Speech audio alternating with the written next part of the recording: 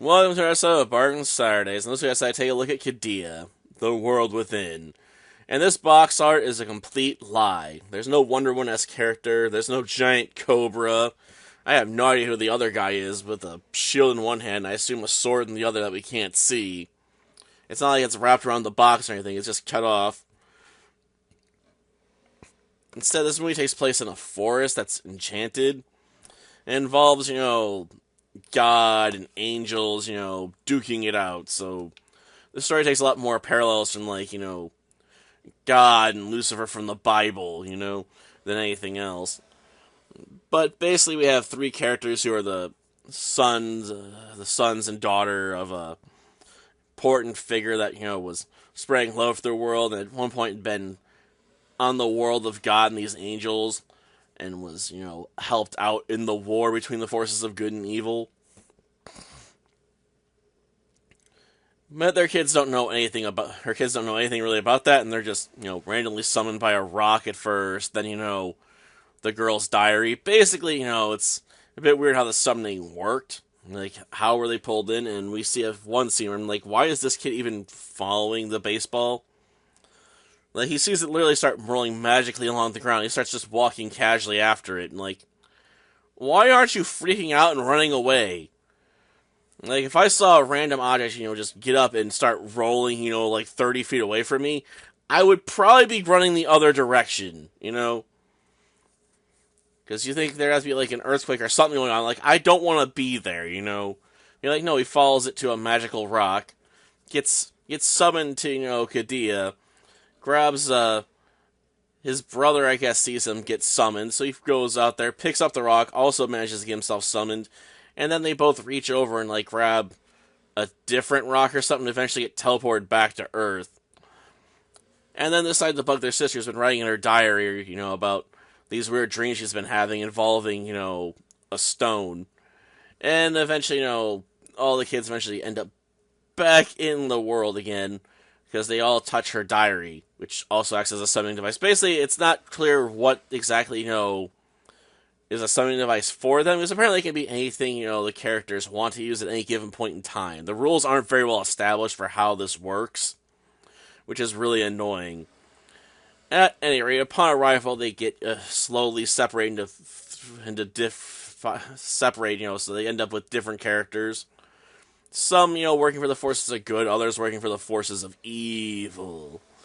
But we're not really clear on what the purpose of the evil forces is until, near the midpoint of the movie, maybe, at best. It's very slow paced, so it's got a lot of scenes I think you could get rid of, and they wouldn't really cost you anything in this film, because they don't really do much.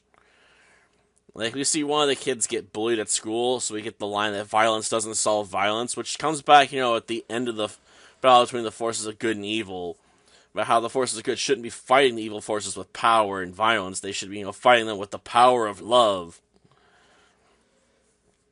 I guess we're jumping ahead there, but yeah, the kids get separated, and, they eventually come back together, and it all on the same side after, one of them has a talk with God, who basically tells him, yeah, I could force you to obey me right now, but I can't do that, or because it would break my own creed. So, I could have saved your mom from death, but, I choose not to interfere, because, it's not my, place within, this, world order, to just do whatever I want. He's like, that's a natural part of life, it's just, it sucks, but it happens. Which I guess is enough to eventually convince the kid. He's like, well, if he's not going to override my free will, then do I have the right to do it to other people too? So he chooses not to gain, the power to conquer death. I don't know. It didn't seem that convincing to me. But, I wouldn't even want to have that kind of power to begin with. It just seems like too much responsibility to be carrying around, That's a massive burden to be able to just stop everyone from dying. Ugh. And not to mention, is that really what, Tanyan's after anyway? He keeps saying it is, but are you really going to trust the guy that backstabbed, God and thinks he can defeat him somehow? If he can conquer death? It just seems like a weird proposition. At any rate, after, the kids defeat evil by apparently telling it to go away. Yes, they get told to go away and get banished deep into the forest and trapped around a tree with a ring of light. I guess representing the everyone's love or something. The kids go home and it's the end of our boring story. And yes, it's very boring. As for our big battle between the forces of good and evil, because we do have one for a little bit, it's not good. Like, the fighting choreography is so bad, I honestly think it would have been more dignified if they start doing, like, a Dexter Mandark slap fight, from Dexter's laboratory. Just close your eyes and start slapping at arm's length away at each other. Just flailing your hands, hopelessly trying to land a critical blow. Because we basically get to watch people throw slow punches and stuff where it's obvious, they're fake fighting.